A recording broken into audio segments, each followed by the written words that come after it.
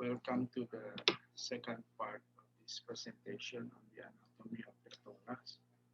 For the second part, we will be describing the different anatomic features of thoracic wall. We'll start off with a brief discussion on the surface landmark of the thorax. If you look at the thorax, it is actually that part that is located in between the neck and the abdomen. Okay? Externally, it is bounded superiorly by your two clavicles, okay? And at the midline by your suprasternal uh, notch, okay, this area here, this depression here, which is bounded by the two medial ends of the clavicle and by the superior border of the manubrium sterni. Inferiorly, it is bounded by the uh, from the abdominal uh, from the abdomen by the costal margin. This one. The costal margin, by the way, is a bar of cartilage which is actually represents the fusion of the costal cartilage of the seventh to the 10th rib. Okay, it extends from the mid-sternal line going laterally, okay, up to the mid-axillary line where it will then joins with the 10th rib. In the midline, you can feel for a median furrow, which actually represents the body of the sternum. Okay. If you go anterolaterally, especially in a thin individual, the components of the skeleton of the chest wall, which is the rib cage, can be very, very visible, as well as the grooves in between the ribs known as the intercostal spaces. In here, this is the anterior axillary fold, which is actually formed by the inferolateral border of your pectoralis major muscle. Okay. Posteriorly, this is your posterior axillary fold, which is formed by your latissimus dorsi and by your teres major muscle. And the depression in between the anterior and the posterior axillary fold is known as your axillary fossa. Okay. What else? Now, just at the inferior part of the sternum, you can feel for a bony ridge that actually represents the inferior-most portion of the sternum, which is the xiphoid process. Aside from knowing important surface landmark of the thoracic wall, we should also be familiar with imaginary planes over the thorax. Now, these imaginary planes, okay, will help us in precisely describing the location of external lesions or external wounds over the chest wall. Okay. The different thoracic imaginary planes are one, those are those that are located anteriorly. You can have a plane passing to the mid portion of the chest wall, so the plane passing to the middle portion of the sternum, that is your mid-sternal plane. Okay. A vertical line passing to the midpoint of the clavicle, this would be your mid-clavicular line, and there are two. Okay. Laterally, you can have a line passing over the anterior axillary fold. This is known as your anterior axillary line. Then you have your posterior axillary line. and a line passing in between the two, that is your mid-axillary line. If you go to the back, you can also have imaginary planes representing the posterior chest wall. Okay. A line passing to the middle part of the posterior chest wall is known as your posterior median plane or the vertebral line. Okay. And two parallel lines, okay, parallel to the posterior median plane, are lines that passes to the inferior angle of the scapula, and these lines are known as your scapular lines. What is the skeletal framework of the chest? Now, the skeletal framework of the chest is actually formed by your thoracic cage, this one, which has a conical shape. Okay. The thoracic cage, okay, is made up of your sternum, okay, this one, located anteriorly, which is the sternum is actually a fusion of three bones. You have your manubrium sterni. This is the body of the sternum, and this is the xiphoid process. And attached to it, okay, on either side of the uh, sternal border are pairs, okay, of costal cartilages. These are the costal cartilages. Okay. And attached to the costal cartilages at the costochondral junction, this one, are 12 pairs of ribs, okay, which runs posteriorly to attach to the bodies of the thoracic vertebrae, which forms the posterior boundary of the thoracic rib cage or thoracic cage. Now, the thoracic cage has two openings, one located superiorly, the other one located inferiorly. The superior opening is known as the superior thoracic aperture or thoracic inlet, which is bounded posteriorly by the first thoracic vertebrae or T1 vertebra. Okay. Anterolaterally, it is bounded by the medial border of the first rib and first costal cartilages, and anteriorly by the superior border of the manubrium. This thoracic inlet actually serves as the passageway for structures that runs from the thorax to the neck and vice versa, and also for structures that traverse to the upper extremity.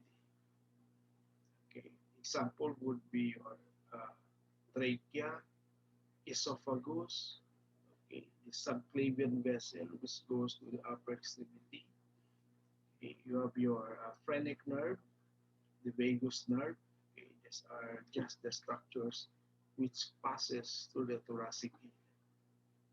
The inferior boundary or inferior opening of the uh, thoracic cage is formed by your thoracic outlet or your inferior thoracic aperture, which is bounded anterolaterally by the uh, costal margin. This is the costal margin, so which is actually formed by the fusion of the 7, 8, 9, and 10 costal cartilages. Okay. The costal margin actually extends laterally, okay, extends laterally, and it fuses with the 10th rib. This is the 10th rib. As the 10th rib forms the lowermost part of the costal margin. Okay, the posterior boundary of the thoracic outlet is formed by your 11th and 12th rib as well as the 12 thoracic vertebrae. Unlike that of the thoracic inlet which is open, the thoracic outlet is actually closed by a dome-shaped muscle known as the diaphragm, which effectively separates the thoracic cavity from the abdominal cavity. The, the thoracic cage is very rigid. Okay, it's very strong. It resists compression forces, and at the same time it is also very pliable because of the presence of these costal cartilages, allowing it to be deformed without incurring any fracture, okay, and allowing it also to expand, okay, to allow for the lungs to inflate and to allow for uh, changes in the dimension and pressure of the thoracic cavity.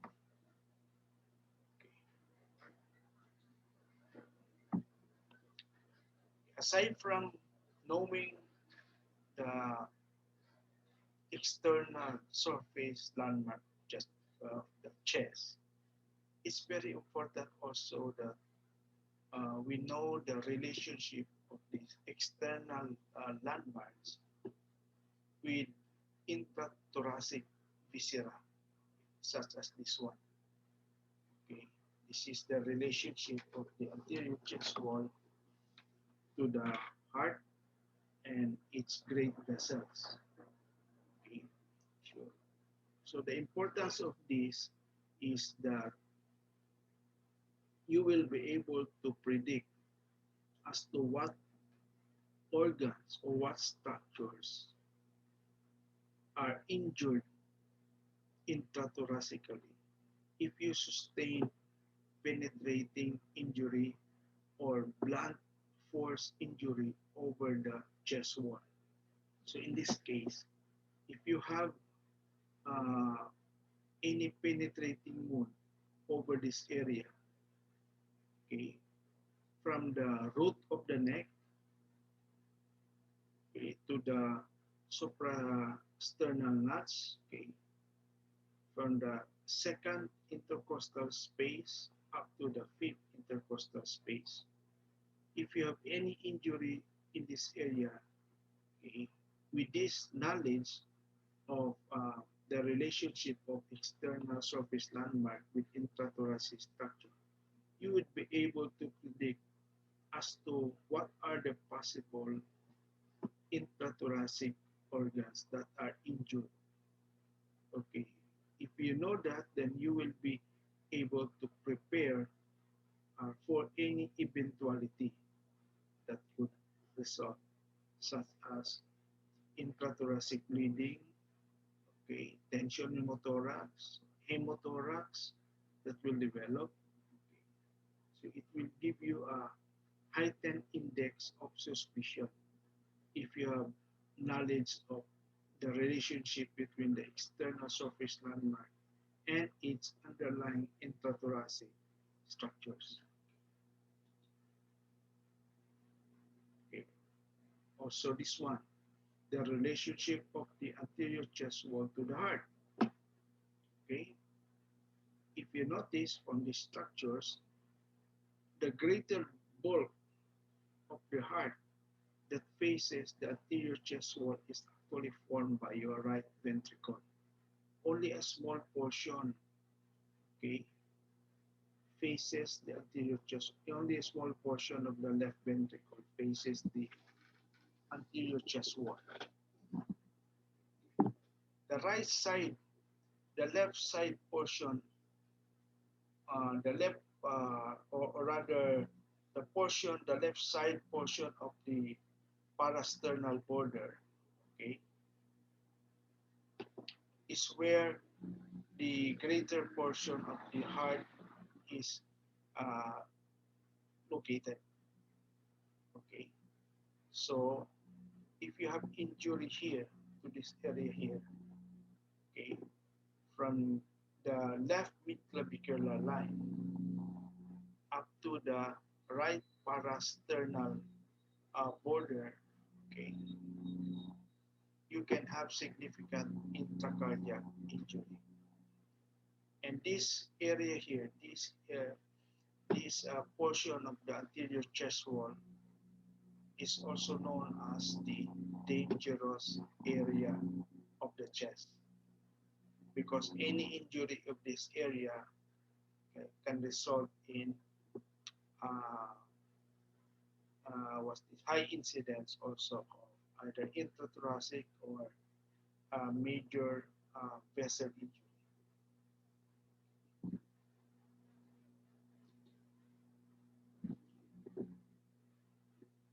Another very important external surface landmark that we failed to mention a while ago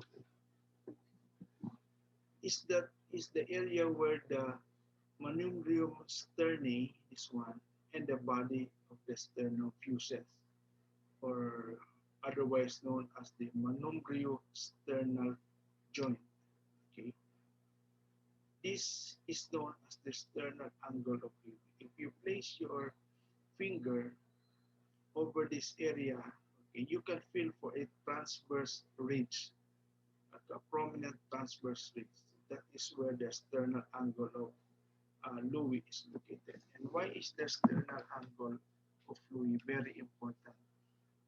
It is very important because if you draw an imaginary plane, a horizontal imaginary plane from the sternal angle of Louis going posteriorly, what would be the structures that you would be passing through?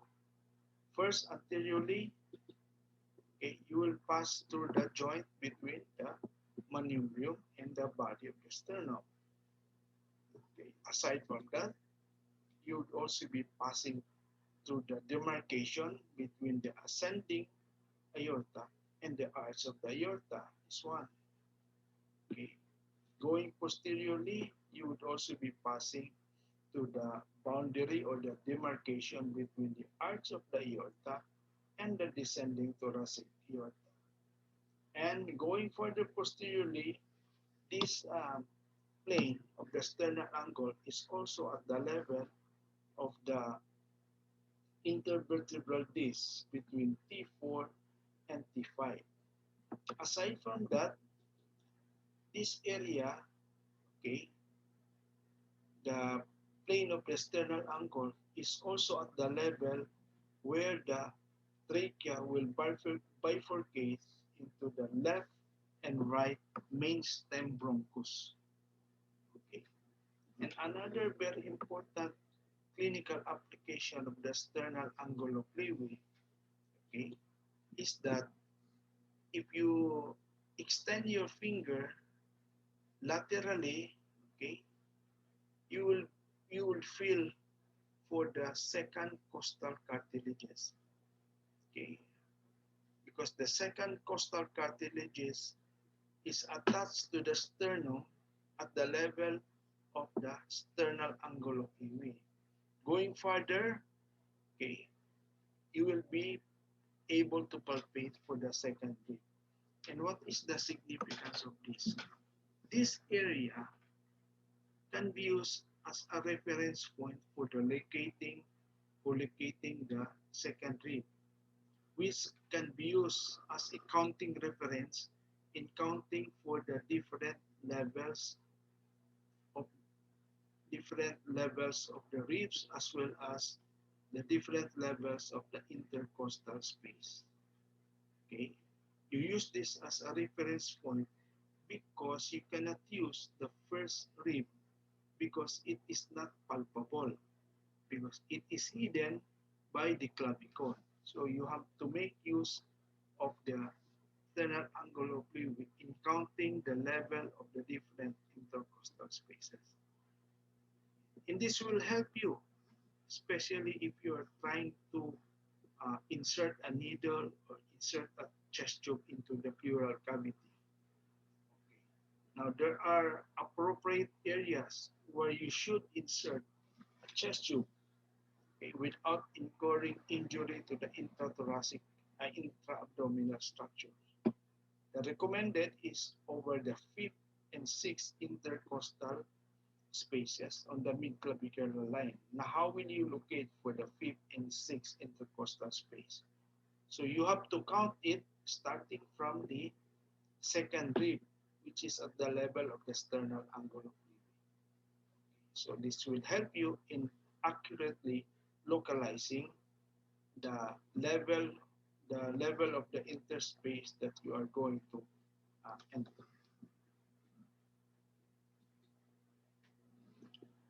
How about the musculature of the thorax? Now there are different muscles, okay, that overlie the thoracic wall. Okay, one group of muscle is the axio-appendicular muscle, which is made up of your pectoralis major and minor and serratus anterior. Okay. In itself, they are actually not considered as a muscle of the thoracic wall, although they are attached to the thoracic wall, but by function and innervation, they act primarily on the upper limb, and they are considered as muscles of the upper limb. Okay.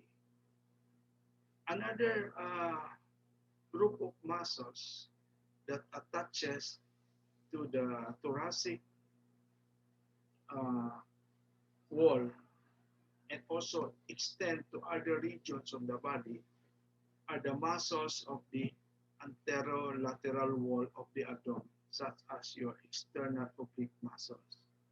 Your sternal oblique muscles primarily act on the intra-abdominal cavity. Okay, it has little function over the thoracic wall.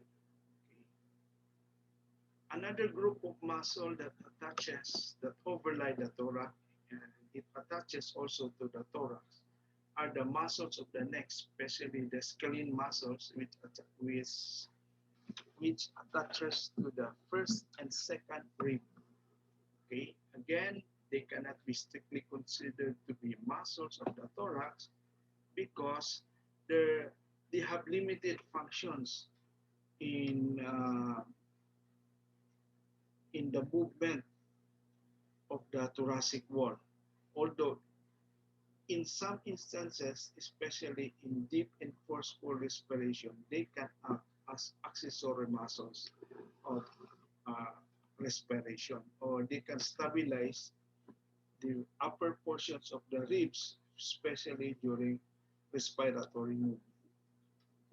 But the true muscles of the thoracic wall are made up of the following: the external intercostal, internal intercostal, the innermost intercostal muscles, or these are the muscles that occupy the intercostal spaces.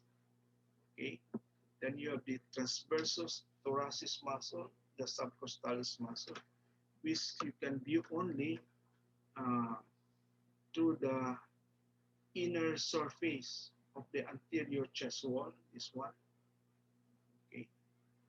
And at the back, you have your serratus posterior muscles, both the superior and inferior portion of the serratus posterior. And you have this multiple slips band of muscles which extends over the different ribs known as your levator costarum. They are known as the true muscles of the wrist because by function and innervation, they primarily act on the thoracic wall. Okay, either by elevating the ribs and causing a change in the anterior posterior or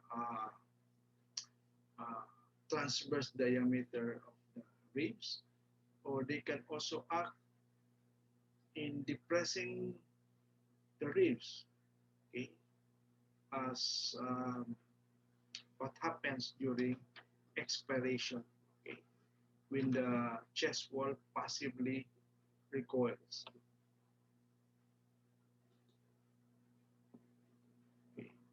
let's go to the intercostal space, okay, or that space that is in between two adjacent ribs. Okay, okay. This is the space that is bounded above by the inferior border of the uh, upper rib.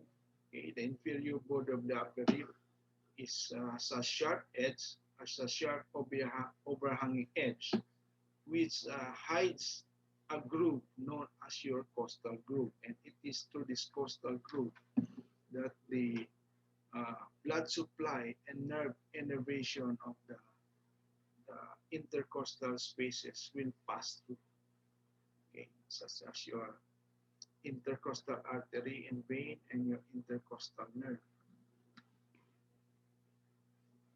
And the inferior border of the intercostal space is formed by the upper border of the subjacent rib, which is blunt, which has a blunt edge. Okay. The intercostal space is actually filled up with three layers of intercostal muscles. You have your external intercostal muscle, okay, which runs inferolaterally. Then you have your internal intercostal muscle, which is located in between, okay, which runs infero-posteriorly. If you notice, the direction of the fibers of the two muscles are perpendicular to each other. Okay? And the innermost layer is your innermost intercostal space, innermost intercostal muscle. Okay?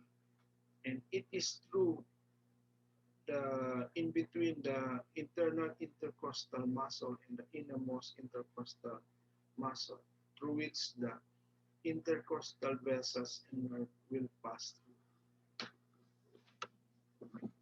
Now, if you look at the external intercostal muscle, it actually extends from the lateral border of the uh, thoracic vertebrae up to the costochondral junction, or the junction between the rib and its costal cartilages, after which the external intercostal muscle is suddenly transformed into an aponeurotic sheath known as your external intercostal membrane. Also, the internal intercostal muscle extends from the lateral border of the sternum. It goes posteriorly, but at the level of the angle of the rib, okay, it is suddenly transformed into the into in into an aponeurotic structure, okay, known as the internal intercostal membrane. It is not shown here.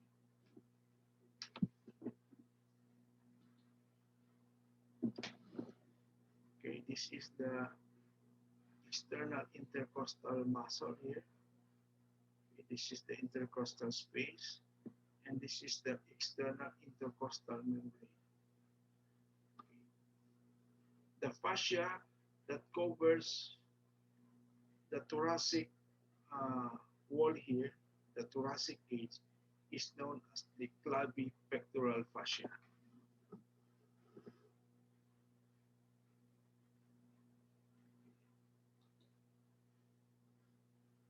Now, if we look at the inner surface of the anterior chest wall, okay, we will be able to view the innermost intercostal muscle.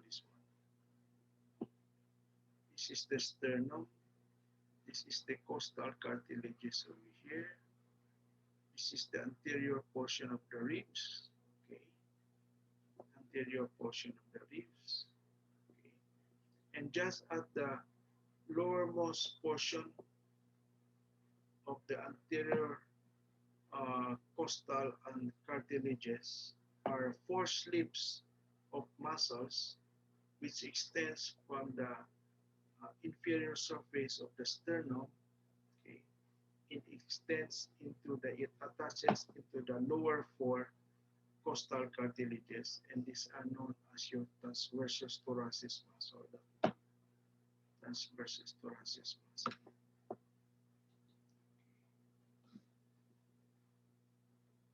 Now, where does the intercostal artery comes from? Okay, the intercostal artery is actually made up of posterior segment and an anterior segment. There's a single posterior intercostal artery which arises from the descending thoracic aorta and also from the costocervical tract of the subclavian artery, especially the first two superior intercostal artery. They originate from the costocervical tract, and the rest of the posterior intercostal artery originates from the descending thoracic aorta. The anterior segment of the intercostal artery, there are actually two, okay, arises from the internal thoracic artery, this one, okay, which is actually a branch of the subclavian artery. The internal thoracic artery runs, okay, along the sternal border behind the costal cartilages. Okay. In older textbook, the internal costal artery, internal thoracic artery, by the way, is known also as the internal mammary artery. The internal intercostal artery, okay, at the level of the sixth intercostal space, it divides into two terminal branches. One is the musculophrenic artery, which goes to the lowermost intercostal space and gives rise to the lowermost anterior intercostal artery. The other terminal branch of the internal thoracic artery is the superior epigastric artery, which goes behind the rectus muscle. And the two segments of the intercostal artery, the posterior intercostal artery and the anterior intercostal artery, actually anastomose along the lateral portion of the intercostal space. How about the intercostal nerve? The intercostal nerve, for all intents and purposes, is the nerve innervation of the thoracic wall. Okay? It originates actually from T1 to T11 spinal nerve. As you know, as the spinal nerve emerges from the intervertebral foramen, this one, it divides into two roots. You have your anterior root or anterior rami, or posterior root or posterior ramus. Okay. The anterior ramus runs within the intercostal space as the intercostal nerve. Okay.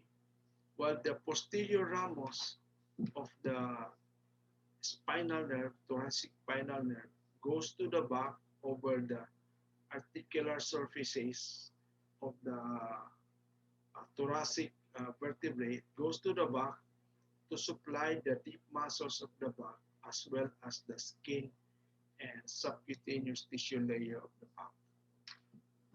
So this is the intercostal.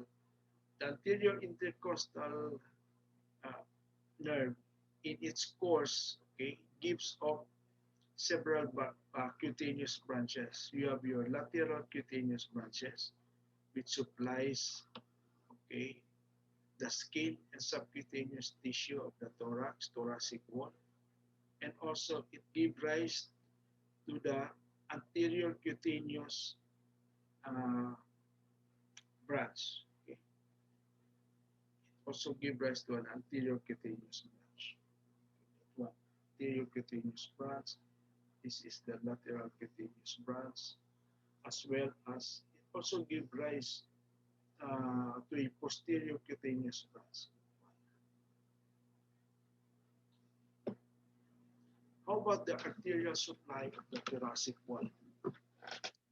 The arterial supply of the thoracic wall comes from three arteries. First, you have your internal thoracic artery, this one, which is a branch of the subclavian artery. In the internal thoracic artery, at the level of the sixth intercostal space, it divides into two. You have your musculophrenic artery, this one, and superior epigastric artery. The upper portion of the internal thoracic artery gives off the anterior segment of the intercostal artery, okay? While the lower part, lower intercostal spaces receives its anterior intercostal artery from the musculophrenic artery. Okay. So the anterior segment of the intercostal artery supplies the anterolateral portion of the chest wall. Okay. While the posterolateral portion of the chest wall receives its blood from the posterior intercostal artery, this one, from several posterior intercostal artery, okay, which are branches of the descending thoracic aorta. Aside from the internal thoracic artery and the descending thoracic aorta, the chest wall also receives blood from branches of the axillary artery, such as the lateral, this one, the lateral thoracic artery, okay. Also from the pectoral branch of the thoracoacromial artery, which is also a branch of the second portion of the axillary artery. Okay. These arteries, the lateral thoracic and the pectoral branch of the thoracoacromial, supplies the pectoral muscles of the anterior chest wall.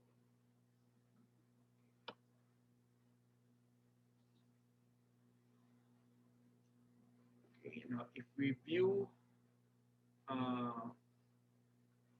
the inner surface of the anterior chest wall,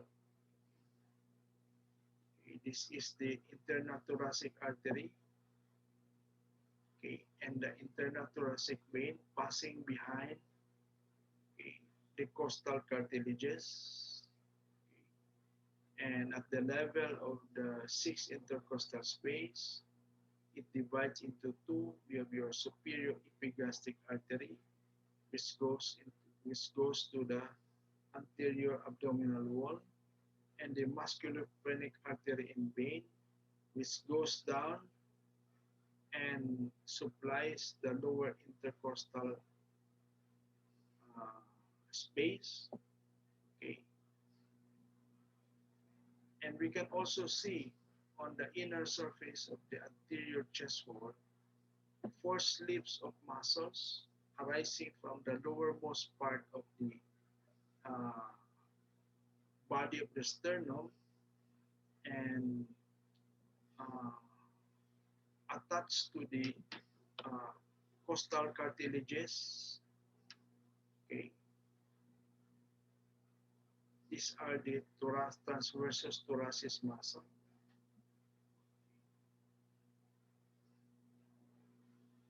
One, that is the transversus thoracis muscle. Okay, this is the musculophrenic artery and vein.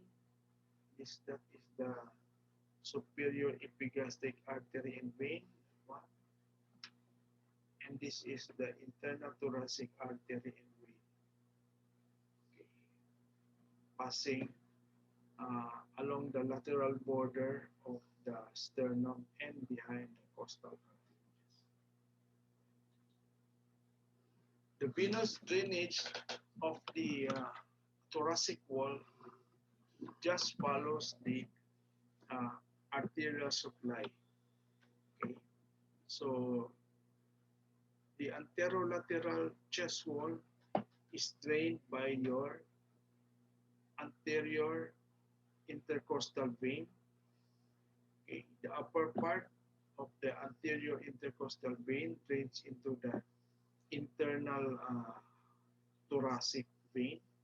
The lowermost intercostal space, okay, the lowermost intercostal, anterior intercostal vein drains into the musculophrenic vein, and the internal thoracic vein on both sides drains into the left and right brachiocephalic vein. Okay. For blood in the posterolateral uh, wall of the thorax, they are drained by your posterior intercostal vein, okay, which on the right goes into the azygos vein. This one. The azygos vein is a series of interconnecting veins which originate from the ascending lumbar vein on the uh, intra-abdominal cavity. Okay. The azygos system is made up of two veins. We have your azygos vein proper, which drains the right posterolateral wall of the chest. On the left, you have your hemiazygos vein and the accessory hemiazygos vein, which drains the inferior and superior posterolateral portion of the left chest wall, respectively.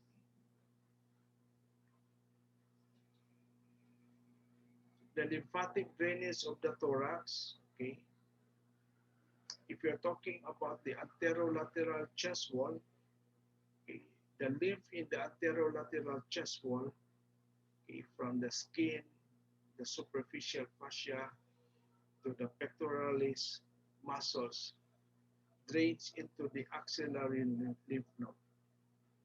Okay.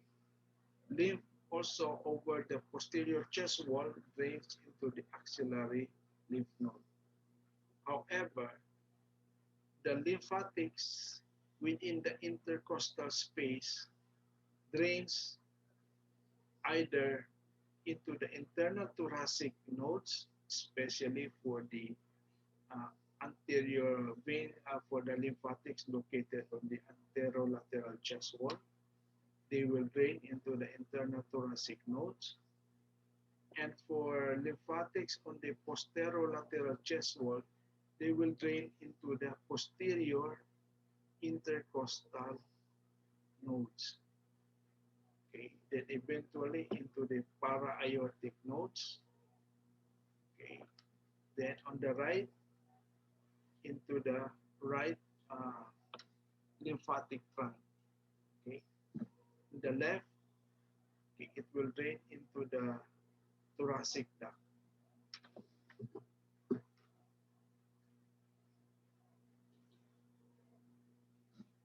Another muscle that is considered actually to be part of the chest wall is the diaphragm. The reason why the diaphragm is included because it is actually the principal muscle of respiration. Okay, it is a dome-shaped muscle, okay, which originates from the borders of the inferior thoracic aperture. Okay, it goes once it goes up. Okay, its superior border is transformed into a tendinous sheath. Okay, eventually it will attach to the inferior surface of the pericardium, okay, via the central tendon of the diaphragm. The diaphragm can reach up to the level of the fourth intercostal space. Okay. Hence, upper abdominal viscera, such as the liver, spleen, and stomach, can reach up to the level of the fourth intercostal space intrathoracically. Hence, these intra-abdominal viscera are well protected. But if there are injury to the lower chest wall or to the lower intercostal space, either a fracture of the ribs or any penetrating injury to the lower chest wall, okay, there's also high possibility that you can also have injury to the upper abdominal viscera, such as the stomach, spleen, and liver.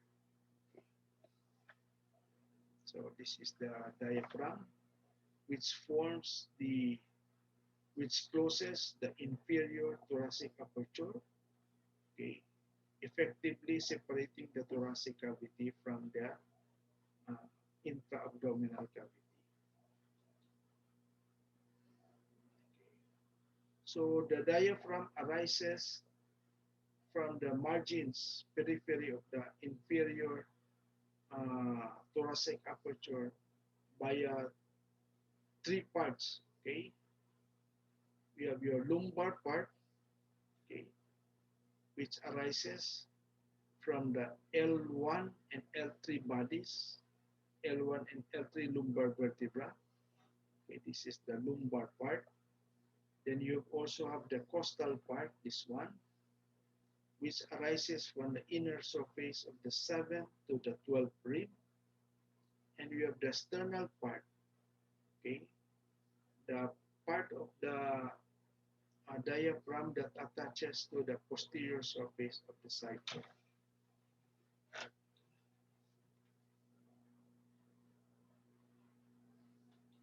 Aside from that, there are passageway within through the diaphragm for passage of some structures from the thorax to the uh, abdominal cavity. One of these opening or apertures is the aortic opening, this one, okay, through which the aorta and the thoracic duct as well as the azygos vein will pass through. Okay. The aortic opening is located just anterior to the 12th thoracic vertebrae. The next opening in the diaphragm is your esophageal opening, through which the intra-abdominal portion of the esophagus will pass through the left and right vagus nerve, as well as the esophageal branches of the gastric vessels. They will pass through the esophageal opening, which is located at the level of the 10th thoracic vertebrae. And the third diaphragmatic opening is the caval opening, through which the inferior vena cava will pass through, okay, together with the terminal branches of the right phrenic nerve. And the caval opening is located at the level of the 8th thoracic vertebra or anterior to the 8th thoracic vertebra. What are the vascular and nerve innervation of the diaphragm? The diaphragm receives blood from three sources. One is from the musculophrenic artery, this one. Okay. From the musculophrenic artery, which is actually a branch of the internal thoracic artery. Okay. This is the internal thoracic artery. This is the musculophrenic artery. Another blood supply of the diaphragm comes from the pericardiophrenetic artery. Okay. Another would be from below, coming from the descending abdominal aorta, okay, such as your superior and inferior, phrenic artery. Okay, your left and right superior and inferior phrenic artery here. Okay. How about innervation? The diaphragm has only one motor innervation, and that is via the via the phrenic nerve, okay, which comes from the arises from the ventral rami of C3 to C5. Okay, it goes down, passing to the superior thoracic aperture. It goes down in the uh, superior mediastinum. It passes in between the mediastinal pleura and pericardium. Okay, and it supplies the central portion of the diaphragm. Okay. Another innervation of the diaphragm comes from the lower six intercostal nerves, which are the one that provide sensory branches to the periphery. Okay, while the sensory branches to the central part of the diaphragm is served by the phrenic nerve. Okay, and this is the origin of the phrenic nerve.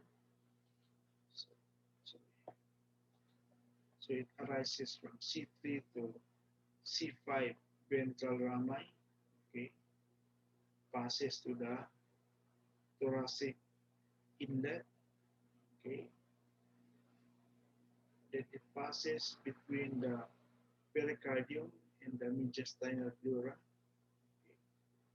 The phrenic nerve also gives branches to the uh, pericardium, aside from innervating the diaphragm.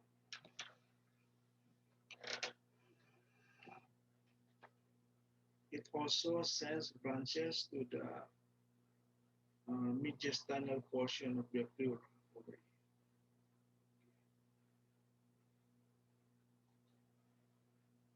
So this is the course of the phrenic nerve.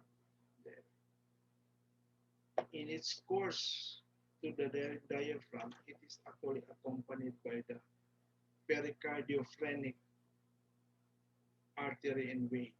Okay, the pericardiophrenik artery is a branch of the subclavian artery.